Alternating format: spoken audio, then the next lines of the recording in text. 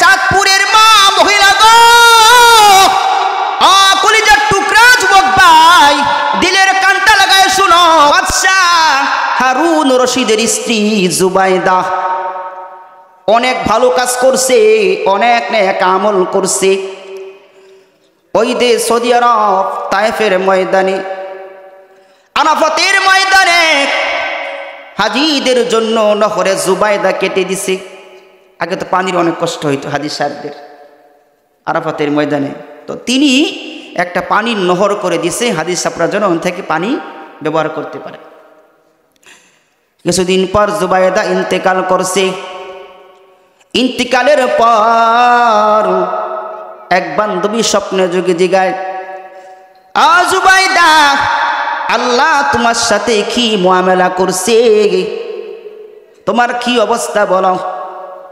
জুবাইদা বলে, হায়াতের জিন্দিগিতে বহু আমল করছি, বহু নেক কাজ করছি, কোন আমল আল্লাহর দরবারে কবুল হয় নাই, কোন নেক আমল আল্লাহর দরবারে কবুল হয় নাই। তো একটা নেক আমল, ওই নেক আমল আল্লাহ কবুল করছে। কি সেই নেক আমল? এ বন্ধু, দিলের কানটা লাগায় শুনো। জুবাইদা বলে, আমি একদিন আমার রাজ দরবারে বান্ধবীদেরকে নিয়ে বসে কথাবার্তা বলতেছিলাম, কাজে ব্যস্ত ছিলাম। ঠিক ওই মুহূর্তে মসজিদের সুউচ্চ মিনার থেকে মুয়াজ্জিনের আজান ভেসে আসছে। আজান শোনার পর আমি মাথায় ঘুমটা দিলাম এবং আজানের জবাব দিলাম।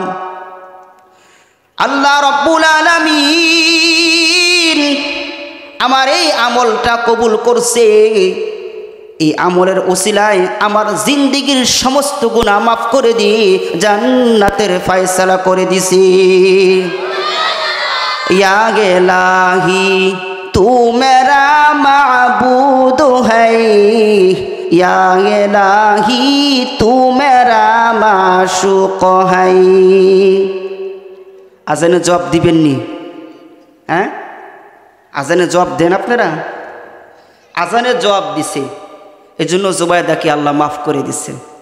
ছোট্ট আমল না, কথা বলেন, সুন্নত আমল। আজানে জবাব দিছে, আল্লাহ জীবনের গুনাহ মাফ করে দিছে। চাঁদপুরের মা মহিলা গো, কলিজার টুকরা যুবক ভাই, দিলের কানটা লাগায় শুনো। যদি আজানের জবাব দাও, এই আমলটা আল্লাহ কবুল করে নেয়, পছন্দ করে নেয়, হতে পারে এই আমলটাই তোমার নাজাতের জন্য জরিয়া হবে। তো আজানের জবাব দিবেন ইনশাআল্লাহ। কিভাবে দিবেন? মুয়াজ্জিন সাহেব যা বলবে আপনারা তাই বলবেন। শুধু হাইয়া আলাস সালাহ, হাইয়া আলাল ফালাহ বলার সময় কি বলবেন? লা হাওলা ওয়ালা কুওয়াতা ইল্লা বিল্লাহ। আমার ভাইয়েরা বলতেছিলাম, বান্দার কোন আমল আল্লাহ কবুল করেন বলা যায় না। বলা যায়? বলা যায় না। কারি তয়েব সাহেব রহমতুল্লাহি আলাইহি বলেন, জীবনে একবার সুবহানাল্লাহ আলহামদুলিল্লাহ বলছেন, হতে পারে এটা আপনার নাজাতের উসিলা হতে পারে। ফতোয়ে শামিতে আসছে, ফতোয়ার কিতাব, কেউ যদি সুবহানাল্লাহ আল্লাহু আকবার এই তাকবীরের আওয়াজ দেয়, জিকিরের আওয়াজ দেয়, এই আওয়াজ যতটুকু পরিমাণ দূরে যাবে, এতটুকুর ভিতরে যত প্রাণী আছে স্থলে এবং জলে, সমস্ত প্রাণী তার জন্য দোয়া মাগফিরাত করতে থাকে। একটু জোরে বলেন। এই আওয়াজটা কতটুকু দূরে গেছে? এতটুকু দূরের ভিতরে যত মাছ আছে পানির মধ্যে, যত পোকামাকড় আছে, সকলেই আপনাদের জন্য দোয়া মাগফিরাত করতেছে। সুবহানাল্লাহর মধ্যে 90টা অক্ষর, 9টা অক্ষর 90টা নেকি। কয়টা অক্ষর? 9টা অক্ষরে 9 দশে 90টা নেকি। এই যে আমলটা আপনি দিল থেকে করবেন, হতে পারে এটা আপনার নাজাতের ওসিলা হতে পারে। আজকে 2টি গুনাহের কথা বলবো, যেই 2টি গুনাহ করলে তার শাস্তি মৃত্যুর আগে আল্লাহ দুনিয়ার জমিনে দিবেন। আখেরাতে তো আছেই, দুনিয়ার জমিনেও এর শাস্তি মৃত্যুর আগে আল্লাহ দিয়ে নেবেন। কি সেই 2টা? পয়গম্বর বলেন, ইসনানি ওয়াজ্জিলুহুম আল্লাহু ফিদ দুনিয়া আল বাগয়ু ওয়া উকুকুল ওয়ালিদাইন। আল্লাহর পয়গম্বর বলেন, দুইটা গুনাহ এমন আছে যেই দুই গুনার শাস্তি মৃত্যুর আগে আল্লাহ জমিনে দিয়ে নেবেন। নাউজুবিল্লাহ বলেন। কি সেই গুনাহ? আল বাগয়ু জুলুম, উকুকুল ওয়ালিদাইন পিতামাতার অবাধ্য সন্তান, যারা পিতামাতাকে কষ্ট দেয়, এই দুইটা, যারা জুলুম করে এদেরকে, আর যারা পিতামাতাকে কষ্ট দেয়, খারাপ আচরণ করে ওদেরকে, এই পাপের শাস্তি আল্লাহ দুনিয়ার জমিনেই দিয়ে দিবেন। আখিরাতে তো আছেই, মৃত্যুর আগে শাস্তি দুনিয়ার জমিনেও হবে। জুলুম কয় প্রকার? 3 প্রকার। 1 নম্বর হলো আল্লাহর সাথে জুলুম, 2 নম্বর হলো নিজের সাথে জুলুম, তৃতীয়ত অন্য মানুষের সাথে জুলুম। আল্লাহর সাথে জুলুম যেরকম আল্লাহর সাথে কাউকে শিরিক করা, ইন্না শিরকা লাযুলমুন আযীম, সবচেয়ে বড় জুলুম হলো আল্লাহর সাথে কাউকে শিরিক করা। দ্বিতীয়, নিজের সাথে জুলুম। নিজের সাথে মানুষ কিভাবে জুলুম করে খেয়াল করে শুনেন। আল্লাহর হুকুম অমান্য করে সীমা লঙ্ঘন করা, মন চাই জিন্দিগি করে নফসের গোলামি করা, এমন যারা করে তারাই নিজের সাথে জুলুম করে। এর থেকে বাঁচার উপায় 1 নম্বর তাওবা, 2 নম্বর হলো বেশি বেশি দোয়া করা। রব্বানা যালামনা আনফুসানা ওয়া ইল্লাম তাগফির লানা ওয়া তারহামনা লানাকুনান্না মিনাল খাসিরিন। এই দোয়া বেশি বেশি পাঠ করা, আল্লাহ যেন আমাদেরকে হেফাজত করে। তৃতীয়ত হলো অন্য মুসলমানের সাথে জুলুম করা। আল্লাহ তাআলা সূরা শুরা 42 নম্বর আয়াতে বলেন, ইন্নামাস সাবিলু আলাল্লাযীনা ইয়াযলিমুনান নাস ওয়া ইয়াবগুনা ফিল আরদি বিগাইরিল হক উলাইকা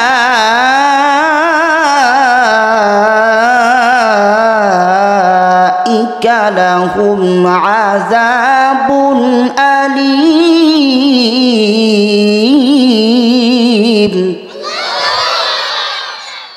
আল্লাহ তাআলা বলেন, যারা দুনিয়ার জমিনে জুলুম অত্যাচার করে, অন্যায়ভাবে জমিনে ফিতনা ফাসাদ সৃষ্টি করে, ওদের জন্য রয়েছে যন্ত্রণাদায়ক শাস্তি। কি শাস্তি? কথা বুঝতেছেন তো আমার? যন্ত্রণাদায়ক শাস্তি। ওরা জুলুমটা করে কিভাবে?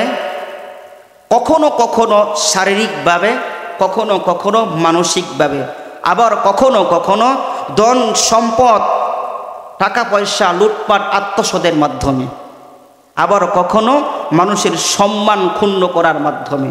মোট কথা, যে কোনোভাবে কোনো মুসলমান আরেক মুসলমানের উপর বা যে কোনো মানুষের উপর জুলুম করবে, কাল কিয়ামতের ময়দানে এর বদলা দিতে হবে,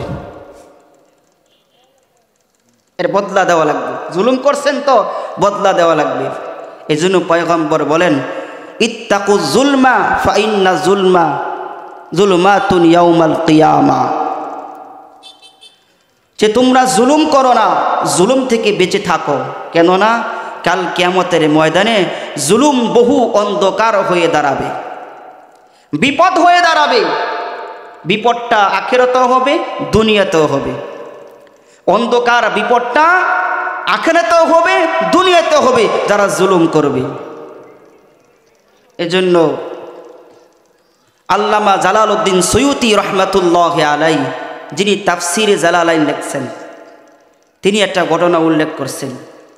হাজী সাহেবদের একটা কাফেলা, তারা হজ করতে যাবেন। তো আগের দিনে হজ করতো হেঁটে হাইটে হাইটে যাইতো। এই জাহাজ, স্টিমার, উড়োজাহাজ এগুলো তো আবিষ্কার হয় নাই, প্লেন ছিল না। তা হেঁটে হেঁটে 6 মাস, 1 বছর, 1.5 বছর সময় লাগতো হজ করতে যাইতে। এই 1.5 বছর 1 বছরের ভিতরে অনেক হাদিস সাপ মারা যাইত, রাস্তায় মারা যাইত। তো রাস্তায় মারা যাওয়ার পরে ওই হাদিস সাপকে রাস্তায় দাফন করত। আল্লামা জালালউদ্দিন সুয়ুতী রহমাতুল্লাহি আলাইহি বলেন,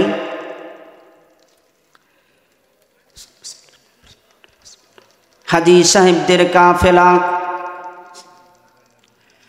হজ করতে মক্কার দিকে রওনা হয়েছে।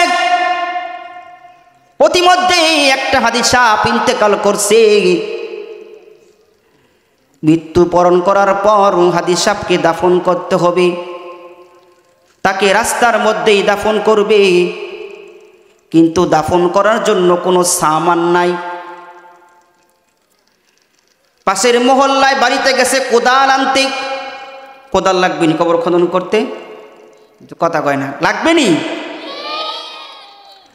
আল্লামা জালালউদ্দিন সুয়ুতী রহমাতুল্লাহি আলাইহি বলেন, পাশের মহল্লার বাড়িতে গেছে কোদাল আনতে, গিয়া দেখে একটা মহিলা কোদাল দিয়া ময়লা পরিষ্কার করে।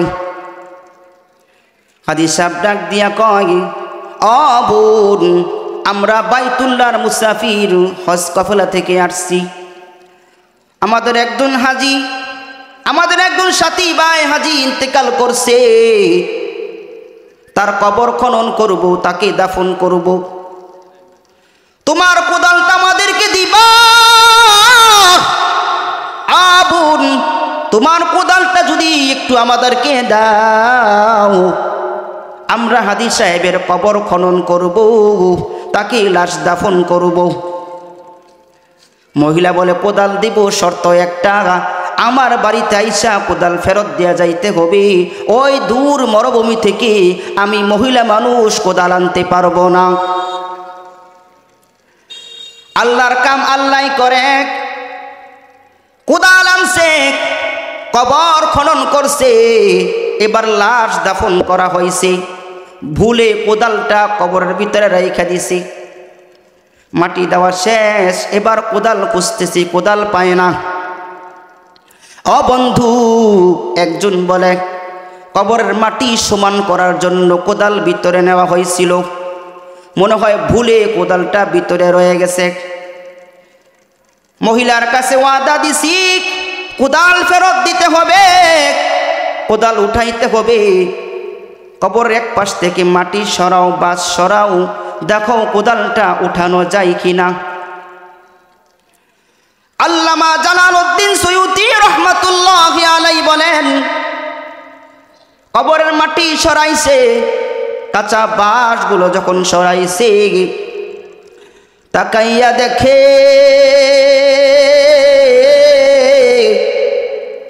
ওই মৃত ব্যক্তিকে কবরের দুই পাশের মাটি চাপ দিতেছি। কে যেন ওই মৃত ব্যক্তির হাত দুইটা আগুনের শিকল দিয়া কোদালের সাথে বাইন্ধা রাখছি। জাহান্নামের আগুন মাবুদ সইতে পারব না,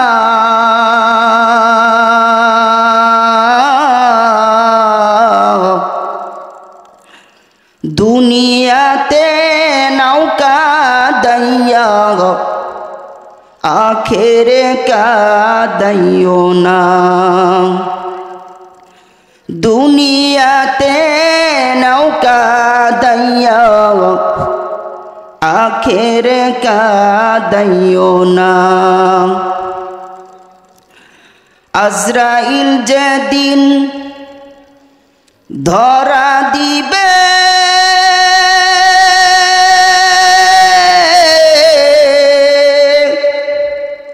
কোনই উজুর না চলিবে। আজরাইল যেদিন ধরা দিবে,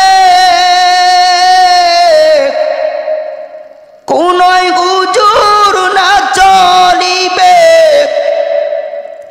প্রাণ পাখি উড়ে যাবে, রাখতে পারব না। আজরাইল তো তোমার পিছে আছে সর্বদাই, দুনিয়াতে না কাউ কাদাইয়া আখেরে কাদাইও না। দুনিয়াতে নাও কাদাইয়া কবরে কাদাইও না। এ বন্ধু ও মা মহিলা গো, ও কলিজার টুকরা যুবক ভাই, খুব খেয়াল করে কথাগুলো শুনবেন। হাজি সাহেবরা কবরের মাটি বাস চড়াইয়া দেখে ওই মৃত ব্যক্তিকে কবর দুই পাশের মাটি চাপ দিতেছে। তার হাত দুইটা আগুনের শিকল দিয়া কোদালের মধ্যে বাইন্ধা রাখছে। এই দৃশ্য দেখার পর হাজি সাহেবরা বললেন, কবরে আযাব হইতেছে, এখান থেকে কোদাল উঠানো সম্ভব না। হাজি সাহেবরা কবরে মাটি দিয়া তাড়াতাড়ি সরে পড়লেন। হাজি সাহেবরা পরামর্শ করে ওই মহিলার বাড়িতে গেল।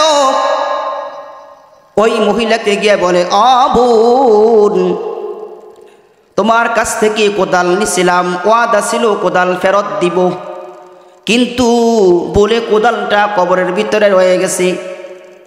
আমরা সমস্যার কারণে কোদাল উঠাইতে পারতেছি না। বোন, তোমাকে 4 গুণ 5 গুণ এর মূল্য হাদিয়া দিব, আমাদেরকে ক্ষমা করে দাও। মহিলা বিষয়টা বুঝতে পারল। হাজি সাহেবেরা টাকা দিয়ে তারা মক্কার দিকে চলে যায়।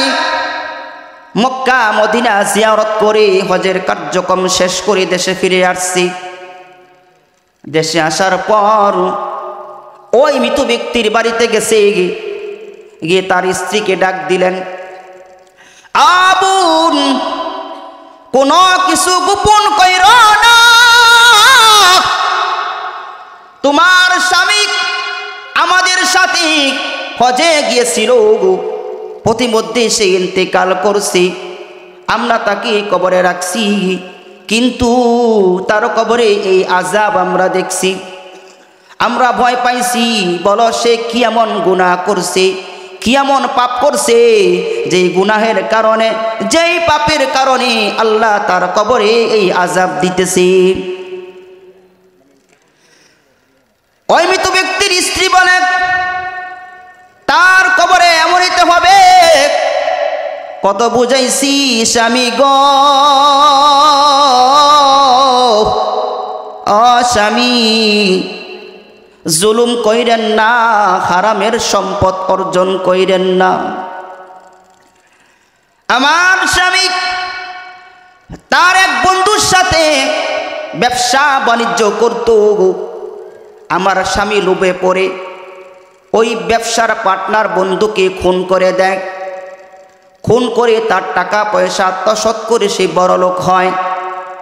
ওই টাকা দিয়েছে, হজ করতে যায়, তার কবরে আযাব হইবে না তো কি হইবে? এ বন্ধু,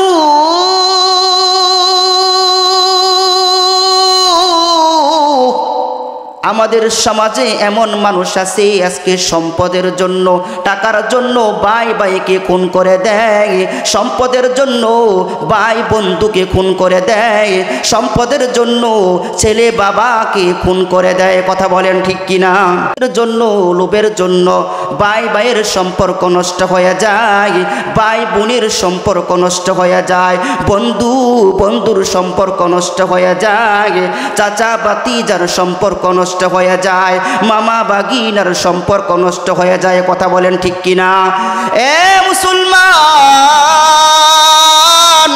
যেই সম্পদের জন্য, যেই টাকার জন্য তুমি আজকে সম্পর্ক নষ্ট করো, তুমি জুলুম করো, তুমি ডাকাতি করো, চুরি করো, ঠকবাজি করো, জুলুম অত্যাচার করো, মনে রাখো এই সম্পদ কিন্তু তোমার সঙ্গী হবে না। কথা বলেন ঠিক কিনা?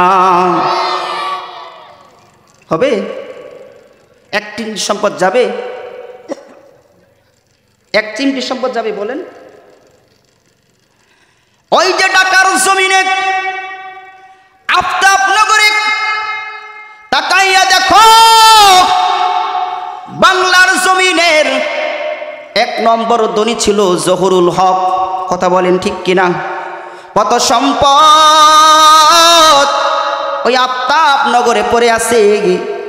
মৃত্যুর কয়েক মাস আগে অসুস্থ হয়ে পড়ছে, কোনো কিছু খাইতে পারে না,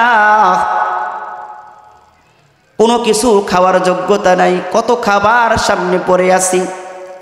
অমুমিন মৃত্যুর পর তার সঙ্গী হয়েছে মাত্র 3টা সাদা কাফন। আপনারও তাই হবে ঠিক কিনা? মাত্র 3টা সাদা কাফন তার সঙ্গী হয়েছে। জিকির করি লা ইলাহা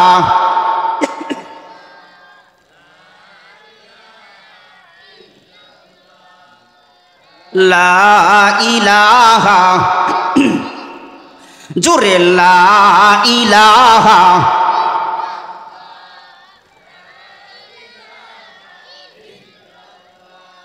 লা ইলাহা, লা ইলাহা, লা ইলাহা ইল্লাল্লাহু মুহাম্মাদুর রাসূলুল্লাহ। এ বন্ধু, ধন সম্পদ টাকা পয়সা যা কিছু আছে সব দুনিয়ায় পড়ে থাকবে, তোমার সঙ্গে 1 চুল পরিমাণ সম্পদ কিন্তু কবরে যাইবে না। কথা বলেন ঠিক কিনা? জহুরুল হক দুনিয়া থেকে বিদায় হয়ে গেছে, কিন্তু লক্ষ কোটি টাকার সম্পদ দুনিয়ার জমিনে পড়ে আছে। আমার ভাইরা, তাহলে কেন জুলুম করব? কেন জুলুমের সম্পদ অর্জন করব? কেন ঠকবাজি করব? বাইহাকি শরীফে একটি ঘটনা আসছে, সোয়াবুল ঈমান বাইহাকি শরীফে আব্দুল ইবনে আব্বাস রাদিয়াল্লাহু তাআলা থেকে বর্ণিত। এক হাজী সাহেবদের কাফেলা, তারা হজ করতে যাবে, সেম ঘটনা। তো হাজী সাহেবরা রওনা হয়েছে, প্রতিমধ্যে একটা হাজী সাহেব ইন্তেকাল করছে। হাজী সাহেব ইন্তেকাল করার পর তিনাকে দাফন করবে। হ্যাঁ মুসলমান, খেয়াল করে শুনবেন, হাজী সাহেবকে দাফন করবে, কবর খনন করছে। কবর খনন করার পর কবরের মধ্যে বিষাক্ত একটা সাপ আইসা গেছে, বিষাক্ত আজদাহা সাপ আইসা পড়ছে। দ্বিতীয় আরেকটা কবর খনন করছে, ওই কবরও বিষাক্ত একটা সাপ আইসা হাজির। তৃতীয়ত আরেকটা কবর খনন করছে, ওই কবরও বিষাক্ত সাপ আজদাহা সাপ হাজির হয়ে গেছে। 1টা 2টা 3টা কবর খনন করছে, 3টা কবরের মধ্যেই বিষাক্ত সাপ আইসা যায়। কি করবে, বড় পেরেশান হয়ে গেছে। পাশে আরেক হাজী সাহেবদের কাফেলায় নবীজির একজন প্রিয় সাহাবী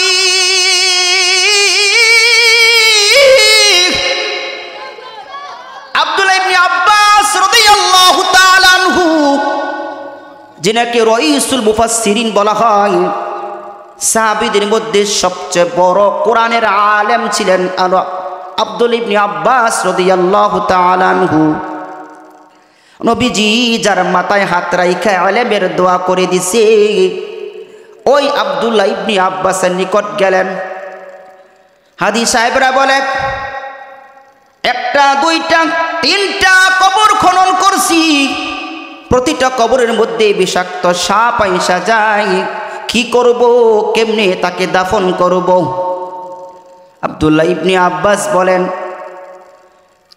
হাজী সাহেবেরা, দুনিয়ার জমিনে যেই জায়গায় কবর করো, যেই জায়গায় কবর খনন করবা, সেই জায়গায় এই সাপ আইসা যাবে। সুতরাং যে কোনো একটা কবরে তাকে দাফন করে দাও। এবার কবর খনন করতেছে, কবর খনন করার পর ওই কবরও সাপ আইসা গেছে। আব্দুল ইবনে আব্বাস বলেন, অসুবিধা নাই, এই অবস্থায় তাকে দাফন করে দাও। দুইজন ব্যক্তি যখন লাশ নিয়ে কবরে নামলো, ওই সাপটা গর্তের ভিতরে চলে গেছে। লাশটা রাইকা যখন কবর থেকে উঠছে, সাথে সাথে ওই সাপটা আইসা লাশটাকে পেঁচাইয়া ধরছি। আব্দুল ইবনে আব্বাস বলেন, হাজী সাহেবরা রে, এই অবস্থায় তাকে মাটি দিয়ে দাও, তার কোনো গুনাহের কারণে আল্লাহ তাআলা নারাজ হয়ে গেছে। কবর পথের যাত্রী তুমি, কদিন থাকবা দুনিয়ায়,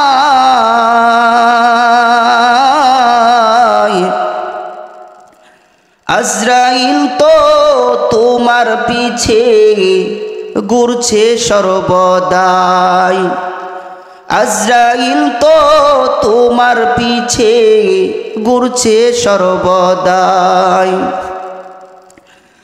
কবর যে এক কঠিন মাকান, পাপী তাপী পড়বে ধরা, সলসা তুরি করার মতো, সলসা তুরি করার মতো জায়গা সে তো না, আজরাইল তো তোমার পিছে ঘুরছে সর্বদা, আজরাইল তো তোমার পিছে ঘুরছে সর্বদা। এ মুসলমান মা মহিলা গো, ও কলিজার টুকরা যুবক, খুব মন দিয়ে কথাগুলো শুনবেন। আব্দুল্লাহ ইবনে আব্বাস রাদিয়াল্লাহু তাআলা আনহু বলেন, তাকে এই অবস্থায় কবর দিয়ে দাও, তার কোনো গুনাহের কারণে আল্লাহ তাআলা তার প্রতি নারাজ হয়ে গেছে।